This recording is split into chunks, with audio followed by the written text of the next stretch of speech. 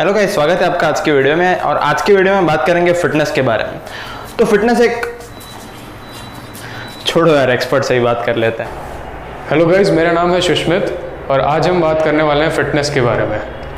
लेकिन एक मिनट रुकिए, हम फिटनेस के बारे में बात क्यों कर रहे हैं और मैं कौन होता हूँ आपको फिटनेस के बारे में जानकारी देने के लिए। ये मेरे कुछ बिफोर ट्रांसफॉर्मेशन इमेजेस हैं और ये आफ्टर ट्रांसफॉर्मेशन इमेजेस है। और ये ट्रांसफॉर्मेशन मुझे करते करते अराउंड 8 या 9 महीने हुए थे। तो आप देख सकते हैं कि मैंने अपने आप को कितने अच्छे से ट्रांसफॉर्म किया है। और ऐसे ही छोटे छोटे ट्रांसफॉर्मेशंस और बड़े बड़े ट्रांसफॉर्मेशंस कैसे करने उसके बेसिक्स आज हम ये वीडियो से सीखेंगे। आपके जो फिटनेस के बारे में मिथ्स है वो भी आज होपफुली क्लियर हो जाएंगे। So let's improve together.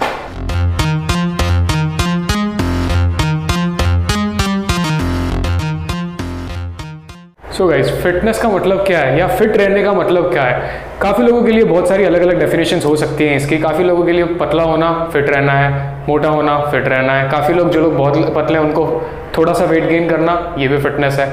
Fitness एक बहुत बड़ा टॉपिक है जो सबके लिए कुछ ना कुछ देता है। Fitness is 70% diet and 30% of exercise. मतलब आपको जिम में पूरे दिन नहीं पड़े रहना है, आपको जिम में 1 या 2 घंटे स्पेंड करिए या आप घर पे भी एक्सरसाइज कर सकते हैं। और अगर आप अपनी डाइट का बहुत अच्छा ध्यान रखते हैं तो आपका फिटनेस जर्नी बहुत ईजी हो जाएगी, चाहे वो वेट गेन हो या वो वेट लूज हो। सबसे पहले आप एनालाइज करिए आपको करना क्या है। क्या आपका एम वेट लॉस है या वेट गेन करना है या आपको मेंटेन करना है?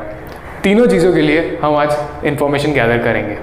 आपको सबसे पहले ये समझना होगा कि आप जो भी खा रहे हैं आपको उसे मेजर करना पड़ेगा। अब फूड को हम मेजर करते हैं कैलोरीज में, तो कैलोरीज की डेफिनेशन यही होगी कि ये फूड की एक मेजरिंग वैल्यू आप समझ सकते हैं। जितनी कैलोरीज आपके बॉडी को अपने वेट को मेंटेन करने के लिए चाहिए उतनी कैलोरीज को हम मेंटेनेंस कैलोरीज कहेंगे। मेंटेनेंस कैलोरीज से आप थोड़ी कैलोरीज ज़्यादा खाएंगे तो आपका वेट गेन होगा, आप मेंटेनेंस कैलोरीज से कम खाएंगे तो आपका वेट लूज होगा। आइए हम देखते हैं कि वेट लॉस और वेट गेन में कितना फ़र्क होता है। वेट गेन करने में और वेट लूज करने में बहुत ज़्यादा फर्क नहीं है। आज अगर आपको वेट गेन करना है तो आपको आपके मेंटेनेंस कैलोरीज से 200 से 500 कैलोरीज ज़्यादा खानी पड़ेगी। और अगर आपको वेट लूज करना है तो आपको आपकी मेंटेनेंस कैलोरीज से 200 से 500 कैलोरीज कम खानी पड़ेगी। ये हो गया पहला डिफरेंस। दूसरा डिफरेंस है वेट ट्रेनिंग का। अगर आपको वेट गेन करना है या आपको वेट लूज करना है, आपको दोनों ही केसेस में वेट ट्रेनिंग कंपलसरी है। आपको वेट्स लेके एक्सरसाइज करनी ही पड़ेगी। कार्डियो अगर आपको वेट गेन करना है तो आप वीक में 2 से 3 बार कर सकते हैं। और अगर आपको वेट लूज करना है तो आपको कार्डियो वीक में 6 से 7 बार करना ज़रूरी है। और अगर कार्डियो की बात करें तो कार्डियो क्या है? कार्डियो एक बेसिकली एक टूल है जो आपके वेट लॉस प्रोसेस को स्पीड अप कर देगा। पर सिर्फ कार्डियो करने से वेट लॉस नहीं होगा, और अगर होगा भी तो वो सिर्फ आपका मसल लॉस होगा, फैट लूज नहीं होगा। तो जैसे ही आप फिर से खाना शुरू करेंगे आपका वेट बढ़ना फिर से शुरू हो जाएगा। Without weight training cardio is nothing. उसके बाद हम बात करेंगे प्रोटीन इंटेक की। अगर आपको वेट लूज करना है तो आपको प्रोटीन इंटेक बढ़ाना पड़ेगा, और आपको वेट गेन करना है तो भी आपको प्रोटीन इंटेक बढ़ाना पड़ेगा। दोनों केसेस में आपकी बॉडी के अंदर मसल्स बढ़ेंगे तो आपकी फैट लॉस की प्रोसेस फास्ट हो जाएगी। तो अगर आप वेट गेन भी कर रहे हैं तो आपकी बॉडी में से फैट निकलता जाएगा और मसल बढ़ता जाएगा। और अगर आप वेट लूज कर रहे हैं तो आपकी बॉडी में से कैलोरीज निकलती जाएगी which were in the form of fat, और उसकी जगह मसल पुट ऑन होता जाएगा। तो आपका बॉडी अच्छे शेप में रहेगा और आपका बॉडी स्ट्रक्चर भी बेहतर बनेगा। उसके बाद हम बात करेंगे स्लीप के बारे में। अगर आपको वेट लूज करना है या वेट गेन करना है, दोनों ही केसेस में आपको 7 से 8 घंटे की नींद ज़रूरी है। और ये ज़रूरी नहीं है कि आप 1 शॉट में 7 to 8 आवर्स ऑफ स्लीप ले लें। अगर आप उसको ब्लॉक्स में भी डिवाइड कर सकते हैं तो भी आप कर सकते हैं। अब आप लोग ये सोच रहे होंगे कि जो मैंने मेंटेनेंस कैलोरी की बात की, तो मैं अपने डेली लाइफ फूड को मेजर कैसे करूँगा, उसमें कितनी कैलोरीज है मुझे कैसे पता चलेगा? तो उसके लिए हमारे पास एक एप्लीकेशन है MyFitnessPal, जो आपको प्ले स्टोर पे इजीली अवेलेबल मिल जाएगा, और उसकी हमने लिंक डिस्क्रिप्शन में भी दे रखी है। उसको कैसे यूज़ करना है उसकी भी लिंक आपको डिस्क्रिप्शन में मिल जाएगी। तो आप इजीली अपने खाने को डे टू डे लाइफ में जो भी आप खा रहे हैं आप उसको इजीली कैलकुलेट कर पाएंगे, उसकी नंबर ऑफ कैलोरीज को। आपको उससे प्रोटीन इंटेक, आपका फैट इंटेक और कार्ब इंटेक भी पता चलेगा। मैक्रो न्यूट्रिएंट्स वो न्यूट्रिएंट्स होते हैं जो आपके बॉडी की मेजर रिक्वायरमेंट होती है। अब वो कौन से हैं? Proteins, fats and carbohydrates. Protein क्या करता है? आपके बॉडी के अंदर मसल बढ़ाता है, आपके हेयर को इम्प्रूव करता है, आपके स्किन को इम्प्रूव करता है। मतलब प्रोटीन बहुत ज़रूरी है। उसके बाद आता है fats. What do fats do?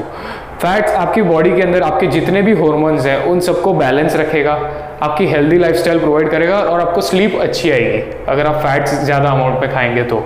और जी हाँ, फैट खाने से बॉडी में फैट नहीं बढ़ता। उसके बाद लास्ट माइक्रो न्यूट्रिएंट है कार्ब्स। कार्ब्स क्या है? कार्ब्स को नॉर्मल वर्ड है उसका कार्बोहाइड्रेट्स, हम उसको शॉर्ट में कार्ब्स कहते हैं। कार्ब्स आपकी बॉडी के अंदर एनर्जी प्रोवाइड करता है day to day life work उसको करने के लिए।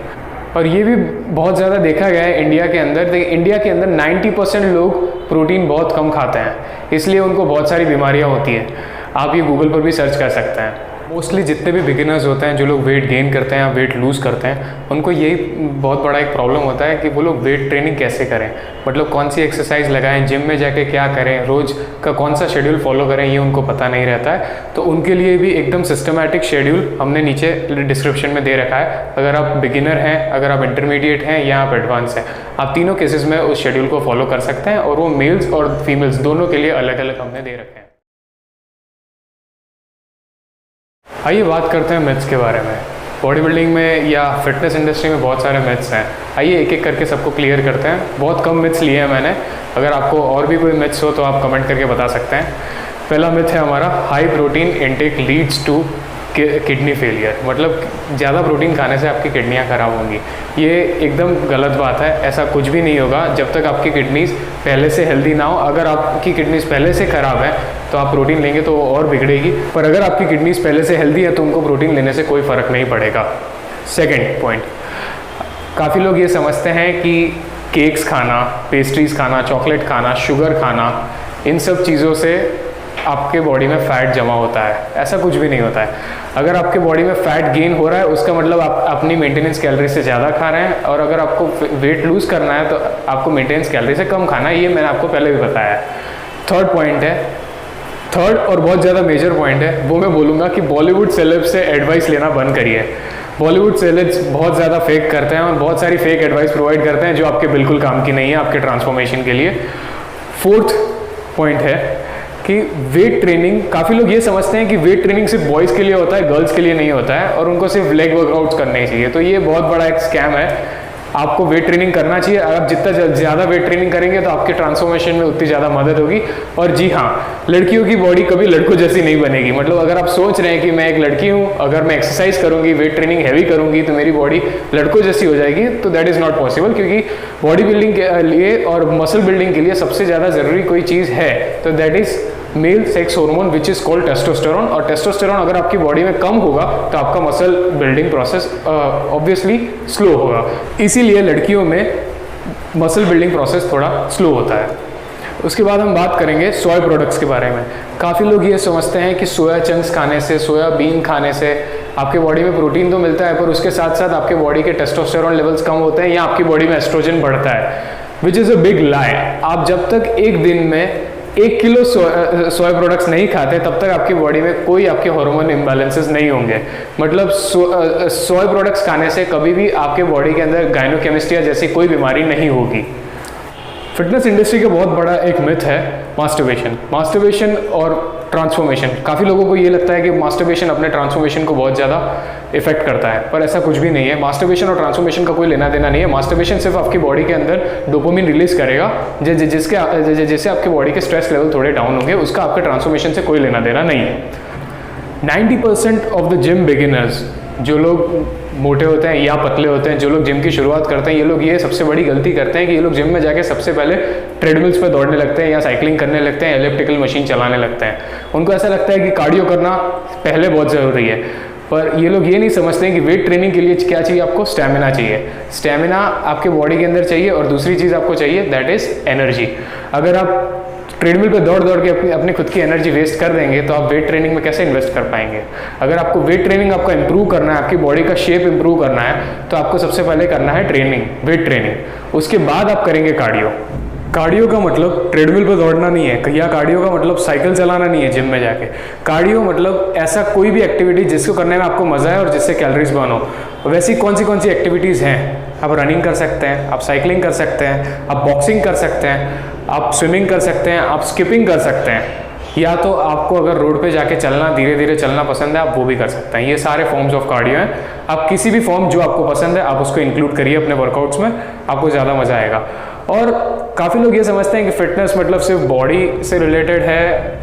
To be very honest, body से रिलेटेड है, पर उसके साथ साथ फिटनेस आपकी मेंटल हेल्थ को भी बहुत ज़्यादा बेहतर बनाएगा। आप एक बार ट्राई करके देखिए, आपको रिजल्ट्स नोटिस करने में 6 से 8 हफ्ते लगेंगे। आपके बॉडी के अंदर बाकी लोगों को रिजल्ट्स नोटिस करने में 8 से 12 हफ्ते लगेंगे। तो आपको 8 से 12 हफ्ते तक का टाइम देना ही पड़ेगा। काफ़ी लोग फिटनेस को बहुत ज़्यादा कॉम्प्लिकेट कर देते हैं, आप मत करिए। आप फिटनेस की जर्नी को बहुत ज़्यादा ईजी रखिए, एंजॉय करिए, आपको रिजल्ट्स मिलेंगे। अगर आप कंसिस्टेंट रहेंगे आपको रिजल्ट मिलेंगे। Thank you.